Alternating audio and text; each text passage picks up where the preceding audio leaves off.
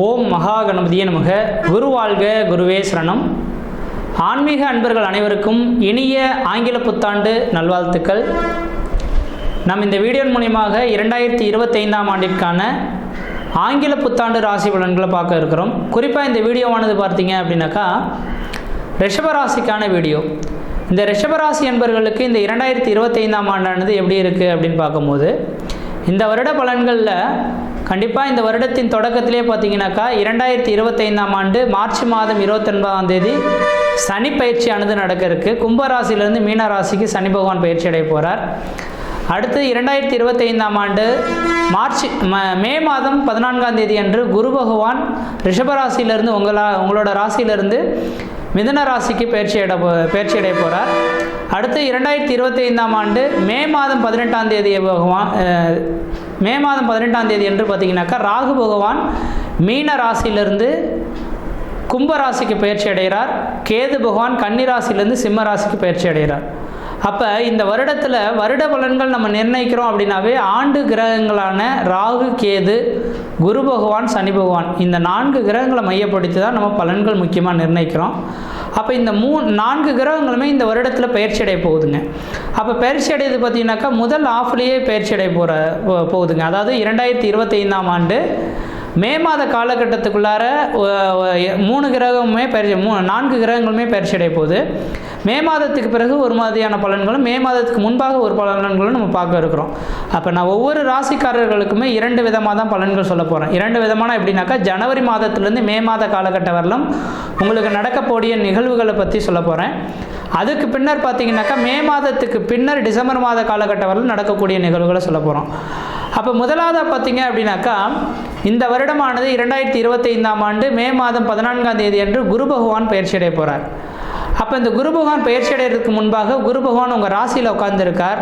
அப்போ ராசியில் ஜென்ம குருவாக உட்காந்துருக்கிறது யோகம் தானா? கண்டிப்பாக யோகம் இல்லை. உண்மையானு சொல்ல வரங்க, இந்த நேரம் இந்த நொடிபொழுது காலகட்டம் வரலுமே ஜென்மத்தில் குரு இருக்கக்கூடிய காலகட்டத்தில் சீதையை பிரிந்த ராமன் போல வனவாசம் செல்லணுன்று விதிங்க. அப்போ இந்த ரிஷபராசி அன்பர்களுக்கு வருகின்ற மே மாத காலகட்டம் வரலும் ஒரு சில தடைகள், தாமதங்கள், வம்பு வழக்குகள், சட்ட சிக்கல்கள், மன நிம்மதி குறையிறது, நெருக்கடிகள் ஏற்படுறது, கடன்கள் அதிகரிக்கிறது, உற்றார் உறவினரை பகைமை பாராட்டுறது, இது மாதிரி பல்வேறுபட்ட கஷ்டங்களை சந்திக்கணுன்றது உங்களுடைய ஜாதகம் எழுதப்பட்ட விதி. ஆனால் இந்த மே மாதம் 14ஆம் தேதி பிறகு இந்த குரு பகவான் பயிற்சி அடைகிறது யோகமாக இருக்கும். 2ஆம் இடத்துக்கு செல்லக்கூடிய காலகட்டங்கள் வளர்ச்சி ஏற்படும். குடும்பத்தில் சுப நிகழ்வுகளும் சுபகாரியங்களும், அழியா சொத்து சேர்க்கையும், வீடு மனை வாசல் வாங்குவது, கட்டுவது, குடிபெயர்றது, குலதெய்வத்துக்கு செய்ய வேண்டிய சடங்குகள் செய்கிறது, இது மாதிரியான சுப நிகழ்வுகள் செய்யக்கூடிய ஒரு அமைப்புகளானது உருவெடுக்க போதுங்க. அப்போ இந்த 2025ஆம் ஆண்டு மே மாதம் 14ஆம் தேதி காலகட்டம் வரலும் கொஞ்சம் எச்சரிக்கையாக இருங்க. புதிய முயற்சி எடுக்கிறத கொஞ்சம் தவிர்த்துக்குங்க. புதிய முயற்சி எடுக்கிறதோ, புதிய தொழில் தொடங்குறதோ, உத்தியோகம் பார்க்குறதோ, ஜாமீன் கையெழுத்து போடுறதோ, கொடுக்கல் வாங்கல் விஷயமோ கண்டிப்பாக செய்ய வேண்டாம். ஆனால் இந்த மே மாதம் 18ஆம் தேதிக்கு பின்னர் வரக்கூடிய காலகட்டங்கள் பார்த்தீங்கன்னாக்கா உங்களோட ராசிக்கு 2ஆம் இடத்துக்கு இந்த குரு பகவான் பயிற்சி அடைவார். 2ஆம் இடமானது தனம், வாக்கு, குடும்பம், கல்வின்னு சொல்லக்கூடிய அமைப்புங்க. அப்போ 2ஆம் இடத்துக்கு குரு பகவான் வரக்கூடிய காலகட்டத்தில் குடும்பத்தில் ஒரு சுப நிகழ்வுகளும், சுபகாரியங்களும், அழியா சொத்து சேர்க்கையும், வீடு மனை வாசல் வாங்கக்கூடிய அமைப்புகள், வீடு மனை வாசல் கட்டக்கூடிய அமைப்புகள், வெகு நாட்கள் நடைபெறாத ஒரு சில காரியங்கள், திருமணம் பண்ணுறது, காது குத்து, மொட்டடிக்கிறது, இது மாதிரியான சுப நிகழ்வுகள் நடக்கக்கூடிய அமைப்புகள் உருவாகும். குடும்பத்தில் திருமணமே வெகு நாட்கள் நடைபெறாத காத்திருந்த ரிஷபராசி என்பவர்களுக்கு மே மாதம் 14ஆம் தேதிக்கு பிறகு கண்டிப்பாக உங்கள் குடும்பத்தில் திருமண யோகங்கள் கூடி வரதுக்கான வாய்ப்புகள் உண்டு. அது மட்டும் போதாது, குடும்பத்துக்கு தேவையான அனைத்து அடிப்படை தேவைகளையும் பூர்த்தி செய்து கொடுக்கக்கூடிய ஒரு ஆண்டா 2025ஆம் ஆண்டு மே மாதத்துக்கு பின்னர் உங்களுக்கு நடைபெற போகுதுன்றவிதிங்க. அது மட்டும் போதாது, மே மாதம் 14ஆம் தேதிக்கு பிறகு குரு பகவானின் பார்வையானது உங்களுடைய ராசிக்கு 6ஆம் இடத்துக்கு பட இருக்குங்க. 6ஆம் இடம் ருணம், ரோகம், சத்ரு, எதிரி, பகை, கடன் சொன்னாலும் கூட 6ஆம் இடமானது உத்தியோகம் அப்படின்ற ஒரே ஒரு காரணத்தினால கண்டிப்பாக உத்தியோகத்துக்காக காத்திருக்கக்கூடிய நபர்களுக்கு உத்தியோக உயர்வுகள் கிடைக்கிறதுக்கான வாய்ப்புகள் உண்டு. சொந்த தொழில் செய்யக்கூடிய நபர்கள் கண்டிப்பாக அந்த நேர காலங்களில் சொந்த தொழில் செய்யறதுக்கான ஒரு வாய்ப்புகள் தேடி வரும். அரசாங்க உத்தியோகத்துக்காக முயற்சி எடுத்திருக்கக்கூடிய நபர்களுக்கு அரசாங்கத்தினால ஒரு ஆதாயங்கள் பெறக்கூடிய அமைப்புகள் உருவாகுன்றீங்க. அதே போல் பார்த்தீங்கன்னாக்கா உங்களோட ராசிக்கு 8ஆம் இடத்துக்கு 8ஆம் அதிபதி பார்க்க இருக்கார். 8ஆம் அதிபதி 8ஆம் இடத்தை பார்க்கறது எப்பொழுதுமே வளர்ச்சிகள் உண்டுன்றீங்க. ஏன்னா 8ஆம் இடமானது ஆயுள் ஸ்தானம் சொல்லக்கூடிய அமைப்புங்க. திடீர் அதிர்ஷ்டம், திடீர் பணவரவுகளை ஏற்படுத்தக்கூடிய கிரகம்.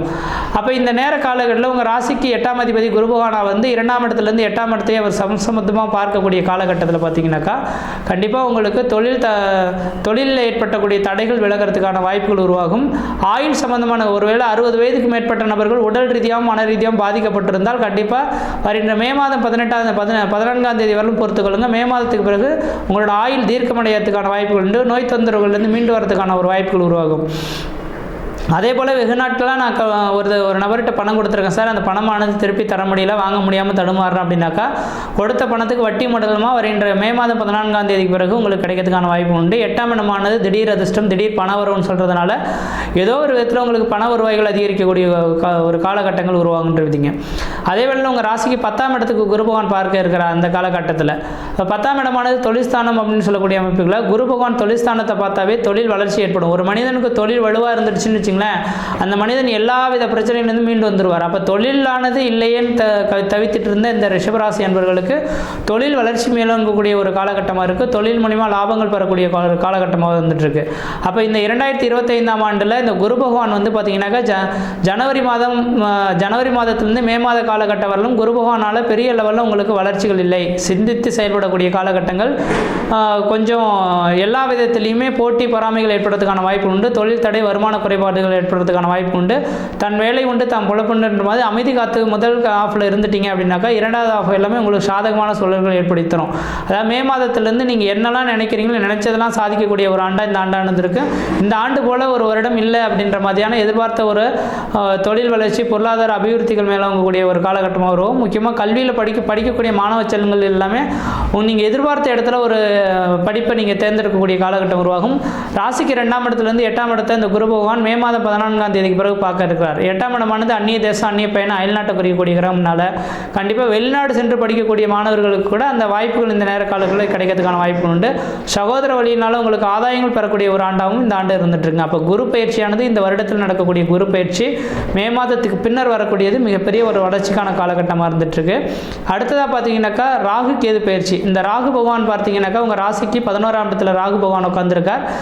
5ஆம் இடத்துல கேது பகவான் உட்காந்துருக்கார். ராகு பகவான் 11ஆம் இடத்துல உட்காந்துருக்கிறது முதல் ஆஃப் ஆனது சிறப்பாக தான் இருக்கிற மாதிரி தெரியும்.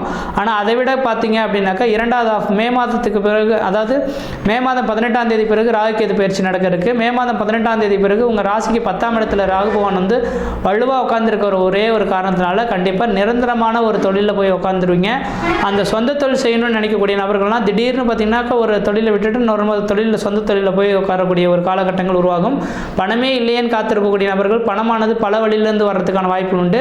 ராகு பகவான் பார்த்தீங்கன்னா குருவின் நட்சத்திரத்தில் முதல்ல அடி எடுத்து வைக்க போகிறார் மே மாதத்துக்கு பிறகு. அப்போ குருவின் நட்சத்திரமானது இந்த ரியல் எஸ்டேட் சம்மந்தமான தொழில் செய்யக்கூடிய நபர்கள், இது மாதிரியான ஒரு பெரிய ஒரு பணத்தை போட்டு இன்வெஸ்ட்மெண்ட் செய்யக்கூடிய வேலைகள் எல்லாமே பார்த்திங்கன்னா அந்த தொழிலானது வளர்ச்சி அடையக்கூடிய காலகட்டம் உருவாகும். அதே போல் பார்த்தீங்கன்னாக்கா கேது பகவான் 5ஆம் இடத்துலேருந்து 4ஆம் இடத்துக்கு பயிற்சி ஆகிறது ஓரளவுக்கு யோகம் தான். ஏன்னா 5ஆம் இடத்துல இருக்கும்போது தான் புத்திரம் சம்பந்தமான குறைபாடுகள் இருக்கும், குடும்பத்திலேயும் மன நிம்மதி இருக்காது, குழந்தைகள் செல்வத்தினால பாதிப்புகள் ஏற்படக்கூடிய காலகட்டங்கள். அதே போல் பார்த்தீங்கன்னாக்கா உங்களோட குலதெய்வமும் அருள் அல்வா அந்தளவுக்கு சிறப்பாக இருந்திருக்காது. ஆனால் இந்த ராகு கேது பயிற்சி மே மாதம் 18ஆம் தேதி பிறகு நடக்கக்கூடிய காலகட்டத்தில் சுகஸ்தானத்துக்கு கேது பகவான் வரதுனால தாயாரின் உடல்நிலை மட்டும்தான் கொஞ்சம் அக்கறை எடுத்துக்கொள்ளணும். மற்ற விஷயத்தில் எல்லாமே குடும்பத்துக்கு தேவையான அனைத்து அடிப்படை தேவைகளையும் பூர்த்தி செய்யக்கூடிய ஒரு கிரகமாக கேது பகவான் இருந்துட்டு இருக்கார். அப்போ ராகு கேது பயிற்சியுமே இந்த வருடம் ஓரளவுக்கு சிறப்பாக தான் இருந்துட்டு இருக்கு. அடுத்தது பார்த்தீங்கன்னாக்கா சனி பயிற்சிங்க. இந்த சனி பகவான் ஜனவரி மாதத்திலிருந்து மார்ச் மாதம் 29ஆம் தேதி காலகட்டம் வரலும் உங்கள் ராசிக்கு 11ஆம் இடமான லாபஸ்தானத்தில் உட்காந்துருக்கார். இந்த காலகட்டங்கள் ஓரளவுக்கு வளர்ச்சிக்கான காலகட்டமாக தான் தெரியுது. ஆனால் இருந்துட்டாலும் அந்த சனி பகவான் பார்த்தீங்கன்னாக்கா மார்ச் மாதம் 29ஆம் தேதி பிறகு விரயத்துக்கு வர இருக்காருங்க. அப்போ இந்த விரயத்துக்கு வரக்கூடிய இந்த சனி பகவான் பார்த்தீங்கன்னாக்கா கொஞ்சம் நேரம் சிறப்பில்லாத ஒரு காலகட்டம் தான் சொல்லணுன்றீங்க. ஒரு மனிதனோட வாழ்க்கையிலே சனி பகவான் வந்து மிகப்பெரிய ஒரு டேர்னிங் பாயிண்ட், திருப்புமுனை ஏற்படுத்தக்கூடிய ஒரு கிரகமாக வந்துட்டுருக்கோம். அப்போ இந்த நேர காலகட்டத்தில் பார்த்தீங்கன்னாக்கா சனி பகவான் பார்த்தீங்கன்னாக்கா 10ஆம் இடத்துலேருந்து 11ஆம் இடத்துக்கு லாபஸ்தானத்துக்கு வர போகிறார். லாபஸ்தானத்துக்கு வர்றது ஒரு விசேஷமான ஒரு அமைப்பு தான்.